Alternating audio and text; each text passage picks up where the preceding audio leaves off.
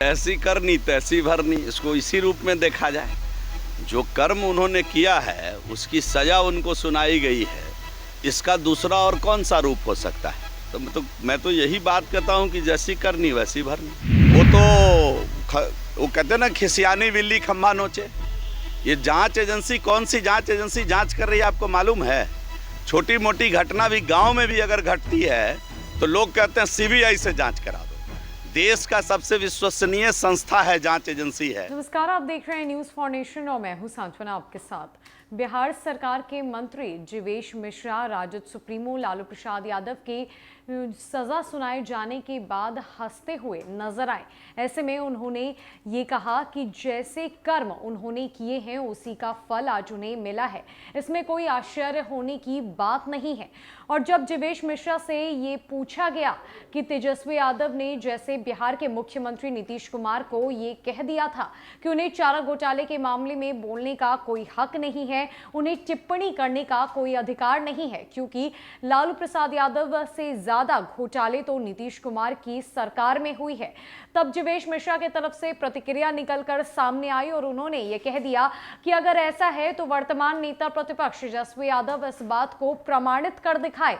सिर्फ बोलने से कुछ भी नहीं होता है, उन्हें मिर्ची लग रही है इसीलिए वो ऐसा कह रहे हैं। और अगर उन्हें ऐसा लगता है कि नीतीश सरकार में इतने ज्यादा घोटाले हुए हैं आज तक, तो वो उन्हें प्रूफ करके दिखा दे। क्या कुछ कह रहे हैं बिहार सरकार के मंत्री जीवेश मिश्रा? उन्होंने सजा सुनाए जाने की बात पर किस तरीके से अपनी प्रतिक्रिया व्यक्त की और तेजस्वी यादव पर किस तरीके से उनके द्वारा हमला बोला गया, छोड़े जाते हैं उनके पूरे वीडियो के साथ। जैसी करनी तैसी भरनी, इसको इसी रूप में देखा जाए। जो कर्म उन्होंने किया है उसकी सजा उनको सुनाई गई है, इसका दूसरा और कौन सा रूप हो सकता है। तो मैं तो यही बात कहता हूँ कि जैसी करनी वैसी भरनी। पर कल तेजस्वी यादव ने मुख्यमंत्री नीतीश कुमार पर हमला किया है और बोला है कि नीतीश कुमार को तो बोलने का हक ही नहीं है चारा घोटाले मामले में। उनसे ज़्यादा लालू प्रसाद यादव से ज़्यादा घोटाला तो नीतीश कुमार के राज में हुआ। वो प्रमाणित कर देना, वो प्रमाणित कर दें, वो प्रमाणित कर दें। इस प्रकार से कुछ भी बोलना, कुछ का कुछ बोलना, इसीलिए तो हाशिए पे खड़े हो गए ना। कुछ का कुछ बोलना आज प्रामाणिकता के साथ सीबीआई के जांच रिपोर्ट के आधार पर कोर्ट ने जजमेंट सुनाया है, निर्णय सुनाया है। कोर्ट, माननीय कोर्ट का निर्णय है। अगर उनके पास कोई प्रमाण है तो नेता प्रतिपक्ष प्रमाणित करें इस बात को। और जिन लोगों ने उन पर आरोप गढ़ा, जिन लोगों ने उन पर आरोप लगाया, आज तो उनके साथ बैठकर खा रहे हैं, एक ही थाली में बैठकर खा रहे हैं। जिनके कारण आज लालू जी जेल के अंदर हैं, वो तो आज उनके साथ बैठकर मौज ले रहे हैं। तो ये सवाल तो उनसे करें, हमारे माननीय मुख्यमंत्री जी से क्यों कर रहे हैं ये सवाल? उनको तो अपने उस नेता से करना चाहिए जो उनके साथ हैं और उनके जो है वो शकुनी बने हुए हैं। तो ये सवाल तो उनसे करना चाहिए। माननीय मुख्यमंत्री जी से क्यों कर रहे हैं? मुख्यमंत्री जी 15 साल से बिहार को चला रहे हैं, कोई दाग नहीं है मुख्यमंत्री जी के ऊपर।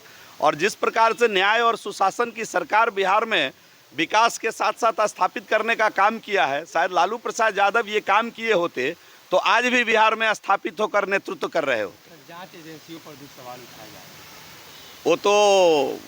वो कहते हैं ना, खिसियानी बिल्ली खम्भा नोचे। ये जांच एजेंसी, कौन सी जांच एजेंसी जांच कर रही है आपको मालूम है? छोटी मोटी घटना भी गांव में भी अगर घटती है तो लोग कहते हैं सीबीआई से जांच करा दो।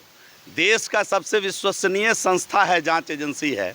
और दुनिया भर में भारत के सीबीआई का रिकॉग्निशन है।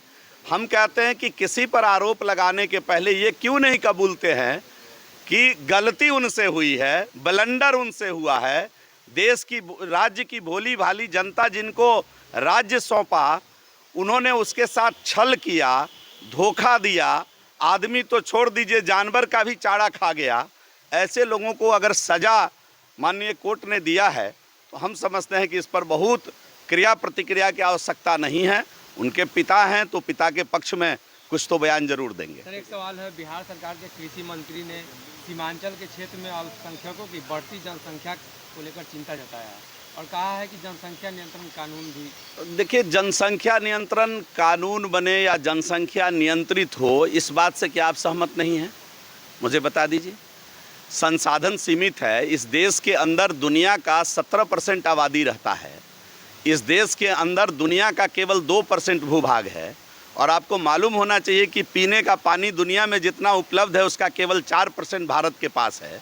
तो क्या इसकी चिंता सबको मिलकर नहीं करनी चाहिए?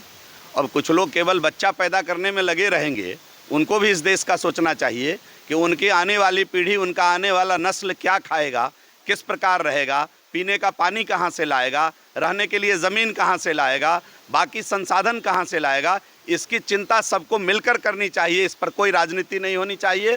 जनसंख्या निश्चित रूप से, चाहे उसको नियंत्रित करने के लिए कानून बनाना पड़े, चाहे उसको नियंत्रित करने के लिए एजुकेशन सिस्टम मजबूत करना पड़े, हम समझते हैं कि इस पर पूरी मुकम्मल तैयारी देश के सभी लोगों को करना चाहिए। केवल बिहार ही नहीं, पूरे देश को करना चाहिए।